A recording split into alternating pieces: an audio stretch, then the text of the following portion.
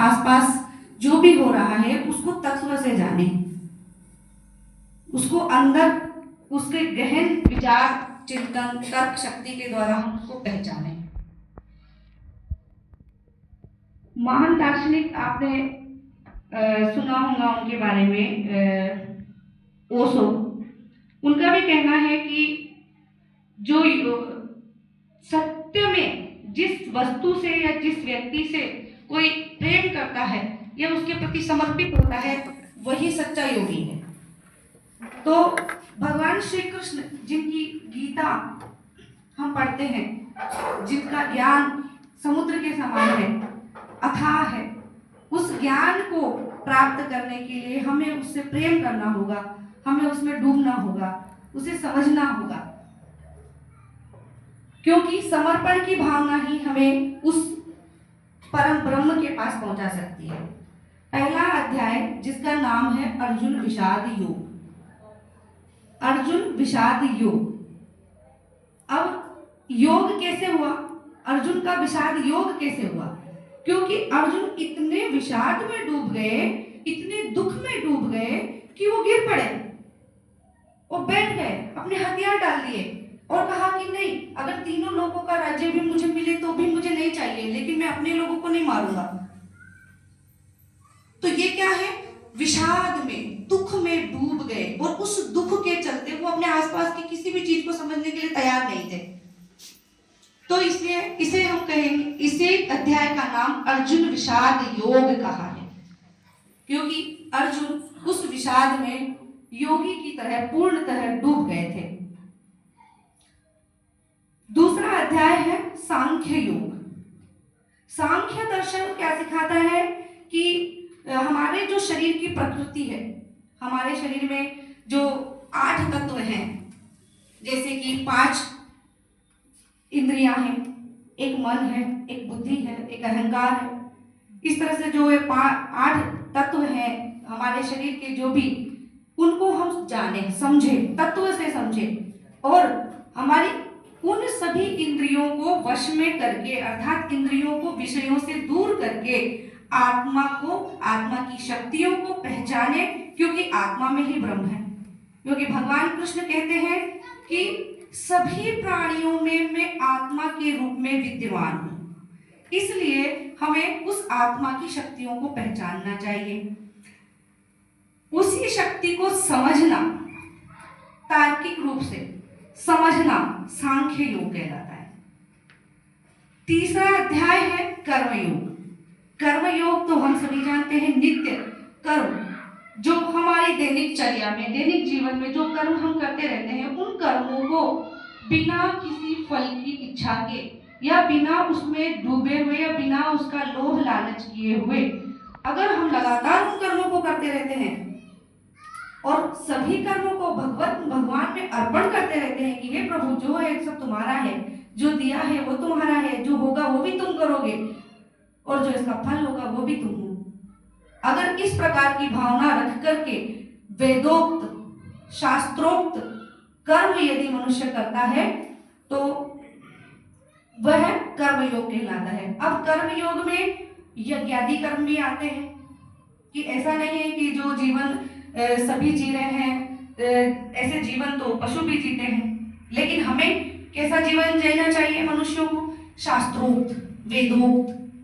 तो भगवान श्री कृष्ण कहते हैं कि वेदों में जैसा बताया गया है उस प्रकार के कर्म यदि मनुष्य करता है तो वो कर्म योग कहलाते हैं। अब तीसरे ही अध्याय में यज्ञ कर्मों का उन्होंने बहुत ही महत्व बताया है कि यज्ञ कर्म करने क्यों आवश्यक है। तो उन्होंने कहा है कि कुछ लोगों, जो आज 3 प्रकार के लोग होते हैं, सात्विक, राजसी और तामसी।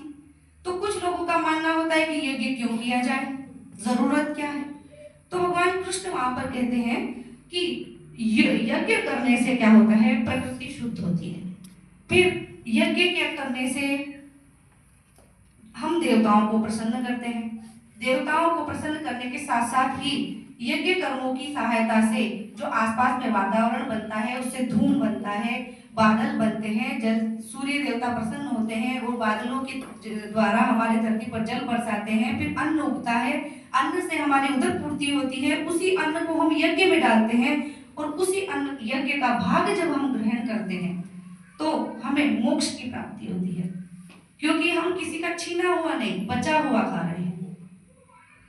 तो इसलिए यज्ञ आदि का उन्होंने बहुत ही महत्व बताया है।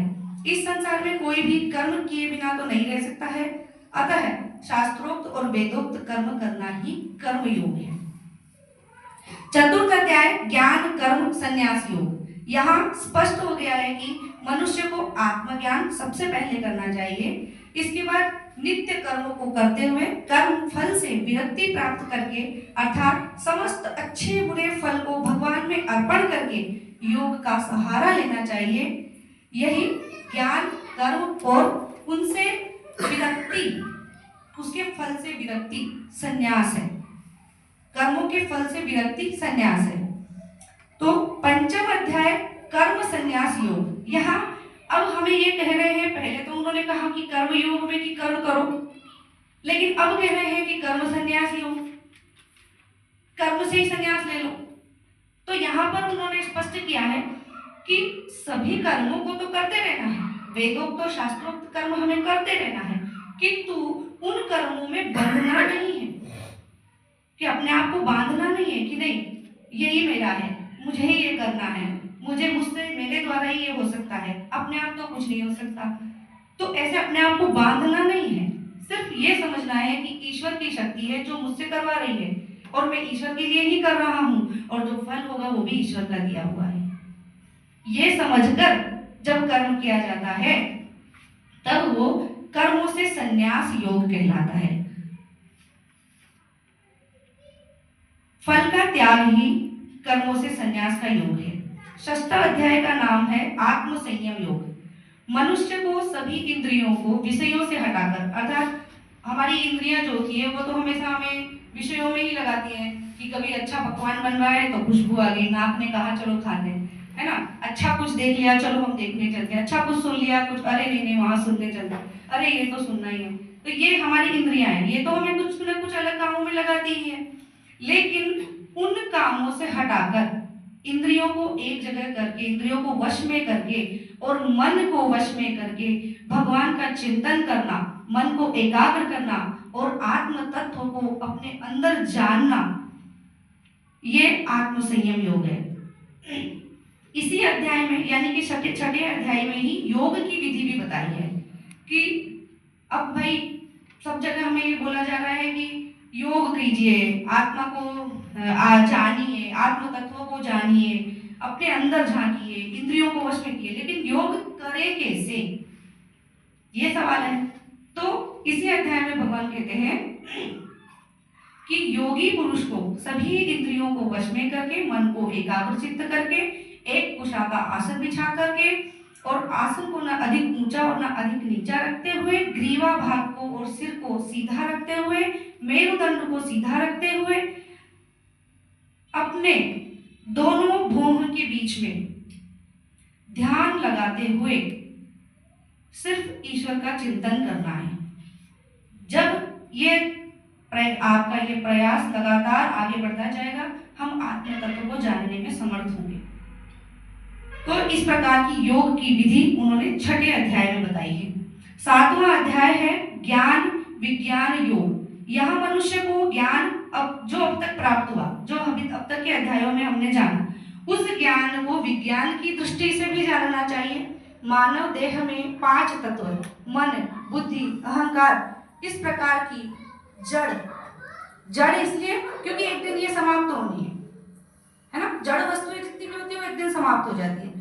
तो इसको उन्होंने अपरा शक्ति कहा है, एक परा और एक अपरा, 2 शक्तियां कही है। तो अपरा शक्ति जो जड़ वस्तुएं हैं, जड़ चीजें जो हमारे शरीर में है, और एक जीव रूपा चेतन प्रकृति यानी हमारी आत्मा जो अमर है, ऐसी आत्मा को पराशक्ति कहा है। और इसी बात को मनोयोग से इस विज्ञान को जानना ही विज्ञान योग है। 8वां अध्याय अक्षर ब्रह्म योग। अब अक्षर ब्रह्म योग में ओम, तत्, सत, असत, इन शब्दों का जो महत्व है, इन शब्दों का ब्रह्मांड से जो संबंध है, उस संबंध को जानना तथा उस जो अक्षर रूपी ब्रह्म है, उस ब्रह्म को जानना अक्षर ब्रह्म योग है। नवम अध्याय में राजगुह्य योग कहा है। जो राजगुह्य योग किसको कहते हैं कि जो आत्मा की दिव्य शक्तियां हैं, क्योंकि भगवान ने कहा है कि मैं ही सभी की आत्मा में हूं, तो आत्मा में बहुत दिव्य शक्तियां हैं। उन दिव्य शक्तियों को पहचानना ही और योग के द्वारा उन शक्तियों में अपने आप को लीन कर देना, उसमें तल्लीन कर देना, ये ब्रह्म योग है। और यही योग गोपनीय है। गुह्य मतलब गोपनीय, छुपाने योग्य, तो ये गुह्य योग है, तो इसलिए इसको राजगुह्य योग कहा जाता है।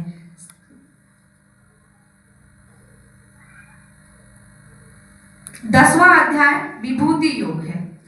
अब विभूति योग है, उसमें भगवान श्री कृष्ण कहते हैं कि संसार में या संसार से अपर जो हम मानते हैं कि कई दिव्य शक्तियां हैं, देवता हैं, इंद्रादि देवता हैं, है ना, और भगवान विष्णु है, ब्रह्मा है, शिव है, जितनी भी शक्तियां या आत्माओं में भी ईश्वर है, तो सभी प्रकार के जीव जंतु जो हैं उनमें जो आत्माएं हैं, ये सभी जब प्रलय काल आता है तो ब्रह्म में लीन हो जाती हैं।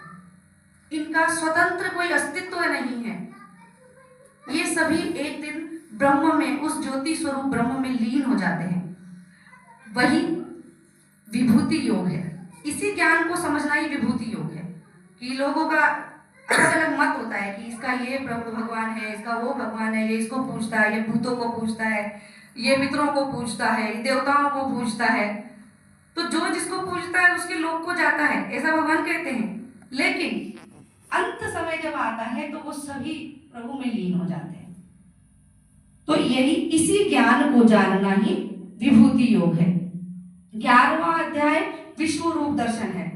विश्व रूप दर्शन 10वां अध्याय जो है विभूति योग, उसी का समर्थन करता है।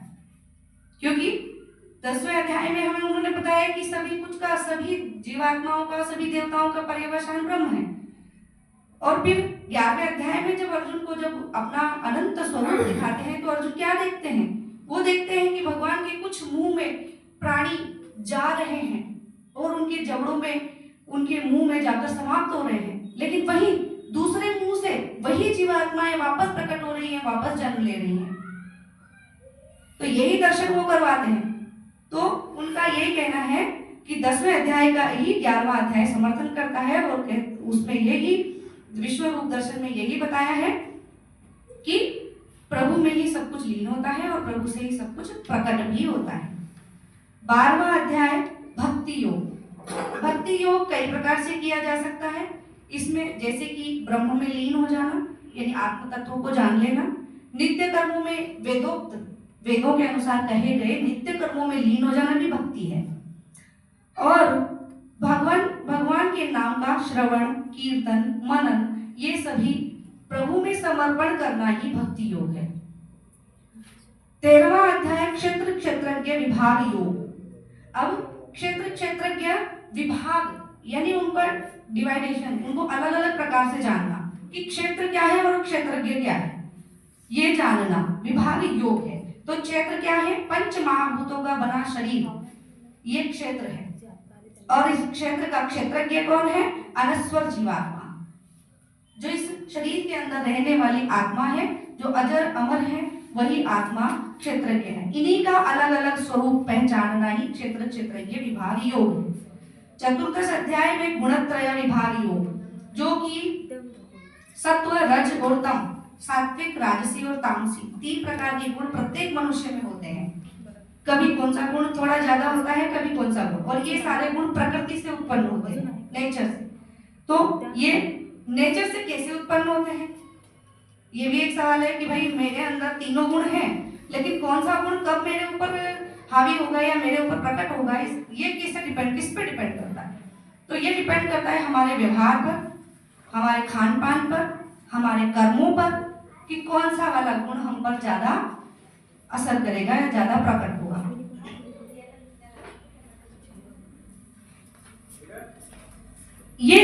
ही गुण अविनाशी जीवात्मा को इस शरीर में बांध देते हैं। सत्व रज और तम हमारी जीवात्मा को हमारे शरीर में बांध देते हैं। तब हमें किस गुण को लक्ष्य मानकर कर्म करना है तथा तीनों गुणों का कार्य क्या है, यह तत्व से जानना ही गुणत्रय विभाग योग है। पंचदश अध्याय पुरुषोत्तम योग। सभी जीवों में दृश्य अदृश्य रूप से ईश्वर विद्यमान है, यह जानना तथा सर्वस्व ईश्वर में ही अर्पण करना पुरुषोत्तम योग है। जैसे कि भगवान कृष्ण कहते हैं कि अहम वैश्वानरो भूत्वा प्राणिनां देहमाश्रितः, कि मैं वैश्वानर रूप में सभी प्राणियों की आत्माओं में शरीरों में निवास करता हूँ, ऐसा भगवान कहते हैं। वेदों में भगवान पुरुषोत्तम के नाम से जाने जाते हैं, वेदों में भगवान को पुरुषोत्तम कहा गया है। तो मुझे यही चीज कि मैं पुरुषोत्तम क्यों हूँ, इसको तत्व से जानना, विज्ञान से ज्ञान से जानना ही पुरुषोत्तम योग है। षोडश अध्याय देवासुर संपत्ति विभाग योग। यहाँ देवीय संपदा क्या है ये और आसुरी संपदा क्या है ये, तथा हमें देवीय संपदा का पालन कैसे करना चाहिए और इसको जानना ही देवासुर संपत्ति विभाग योग है। अर्थात कौन से मनुष्य ऐसे हैं जिनमें देवत्व की लक्षण है और कौन से मनुष्य ऐसे हैं जिनमें आसुरी लक्षण है, इस बात को जानना और अपने व्यवहार में लाना और पालन करना ही देवासुर संपत्ति विभाग योग है। सप्तदश अध्याय में श्रद्धा त्रय विभाग योग। अब यहाँ पर 3 प्रकार की श्रद्धा मनुष्यों की कही गई है। अब मनुष्य की ईश्वर में श्रद्धा 3 प्रकार की होती है, सात्विकी, राजसी और तामसी। अब ये श्रद्धा भी अलग अलग प्रकार से काम करती है, जैसे पूजन में, भोजन में, तप में, ज्ञान में, यज्ञ में, सभी को तीनों गुणों में विभाजित किया गया है। अतः इनमें से वेदोक्त विधि को जानकर अपनाना श्रद्धा त्रय विभाग योग है। अब श्रद्धा त्रय पूजन में 3 प्रकार की श्रद्धाएं अलग अलग होती है। पहली श्रद्धा कैसे होगी, सात्विकी, वो भगवान का जिसका भी पूजन करेगा, एक तो वो ईश्वर की पूजन करेगा, ब्रह्म का, किसी भी भगवान के स्वरूप का पूजन करेगा और उसका जो भी फल होगा वो भी उसमें अर्पण कर देगा और पूरी वेद विधि से करेगा। लेकिन जो राजसी व्यक्ति होता है वो क्या करता है कि मैं ये पूजन करूं तो मुझे ये फल जरूर मिलेगा, अगर मैं ऐसा करूंगा तो मुझे ये जरूर मिलेगा, तो ये राजसी हो गया क्योंकि वो फल की इच्छा कर रहा है। और तामसी जो न वेदों को समझता है, न ब्राह्मणों को मानता है, न विधि को मानता है, और वो बस कर दिया कि मैंने आज यज्ञ किया, वो तामसी है, क्योंकि ना मंत्र है, न ब्राह्मण है, न विधि है, न वेदों का उच्चारण है, वो तामसी है। इस प्रकार से ये सभी चीजें तीनों प्रकार की अलग अलग होती है। अष्टादश अध्याय मोक्ष संन्यास योग, जो कि हमारे समाज में, हमारी भारतीय संस्कृति में सबसे मुख्य होता था कि मनुष्य का गुरुकुल में जब वो 25 वर्ष तक विद्या अध्ययन करते थे तभी उनको ये सिखाया जाता था कि बेटा आपका अंतिम लक्ष्य, जीवन का अंतिम लक्ष्य ही सिर्फ ये है कि मोक्ष। अगर आपको मनुष्य जन्म मिला है तो आपको मोक्ष के लिए कार्य करना है, यही आपका अंतिम लक्ष्य है। इसीलिए तो वानप्रस्थ और संन्यास आश्रम रखे जाते थे, पहले ब्रह्मचर्य, फिर गृहस्थ, फिर वानप्रस्थ और फिर संन्यास।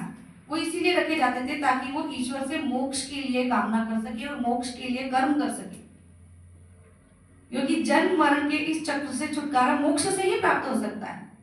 तो मोक्ष को प्राप्ति का, तो यहाँ पर भी उन्होंने 3 प्रकार से बताया है कि मोक्ष प्राप्ति का मार्ग भी 3 प्रकार से होता है, सात्विकी, राजसी और तामसी। हर एक व्यक्ति अपने तरीके से करता है। सात्विकी, राजसी तथा तामसी वृत्तियों के अनुसार त्याग, कर्म, ज्ञान, बुद्धि, धारणा, सुख तथा सभी वर्णों को अलग अलग वेदोक्त पद्धति से जानना, समझना और जो त्यागने योग्य वस्तुएं हैं उनको त्यागना और अपनाने योग्य वस्तुएं हैं उनको अपनाना, और कर्मों में तथा अन्य किसी में भी मोह ना करना ही मोक्ष योग है। किसी भी व्यक्ति में, वस्तु में मोह नहीं करना है, जो मोह नहीं करता है वही मोक्ष है। कर्मों में लिप्त न होना तथा भोग की भावना, फल की इच्छा, कर्तापन का अहंकार कि मैं कर रहा हूँ, ये कर्तापन का अहंकार है कि मैं कर रहा हूँ, इसको छोड़ना। समानता की भावना, अब समानता सभी जीव जंतुओं में समभावना होनी चाहिए कि कुत्ता है, बिल्ली है, या जो भी जीव जंतु है या मनुष्य है, सभी बराबर हैं। ऐसा नहीं है कि मनुष्य में अलग ईश्वर रहता है और बाकी जानवरों में, जीवों में अलग ईश्वर रहता है। उन्होंने, भगवान ने कहा अहम वैश्वानरो भूत्वा प्राणिनाम देहमाश्रितम्, मैं वैश्वानर रूप में सभी जीव जंतुओं की आत्मा में रहता हूँ। तो सभी मतलब जितने भी कीड़े मकोड़े हैं या रेंगने वाले हैं, उड़ने वाले हैं, चलने वाले हैं, सभी में भगवान है। तो उन सभी का हमें उसी प्रकार से सम्मान करना चाहिए जिस प्रकार से हम खुद का करते हैं। तो समानता की भावना इन सभी को लेकर के, और जो त्याज्य वस्तुएं हैं उनको त्याग करके ईश्वर की विद्यमानता तथा अनस्वरता, यानी ईश्वर समाप्त नहीं होता, इसको मान करके इसको स्वीकार करना ही मोक्ष को प्राप्त करना है। और यही मोक्ष संन्यास योग है। सभी प्रकार के योग 3 गुणों पर, सात्विक, सत्व, रज और तम, सात्विकी, राजसी और तामसी, इन तीनों पर ही निर्भर करते हैं। सबसे पहला कि मनुष्य को आत्म तत्व को जानना चाहिए और अपने अंदर ही विद्यमान ईश्वर को, उसकी शक्तियों को पहचानना चाहिए। इसी से और अपने नित्य कर्मों को, शास्त्रोक्त वेदोक्त कर्मों को करते रहना चाहिए। इससे मोक्ष और संन्यास की प्राप्ति होती। इतना कहकर मैं भगवान श्री कृष्ण को प्रणाम करके आज का कर्म उन्हें समर्पित करके अपनी वाणी को विराम देती हूं।